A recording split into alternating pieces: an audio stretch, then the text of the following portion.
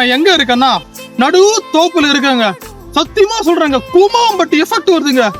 எனக்கு என்ன சொல்றதே தெரியல. ஃபுல்லா எந்த பக்கம் பார்த்தாலும் பச்சை பசேர்னு. பத்தாததுக்கு இங்க யாரா தம்பி இத வாங்க. அதோட இதுதான் மெயினே. அப்படியே இந்த தண்ணியில கால வைக்கிறப்போ அவர் சொல்ற மாதிரி ஏங்க ஐயோ டீச்சர் அப்படி இருக்கு ஃபீல், வேற லெவல். இதெல்லாம் எங்க ஊர்ல எப்போ பாக்குறது நானு.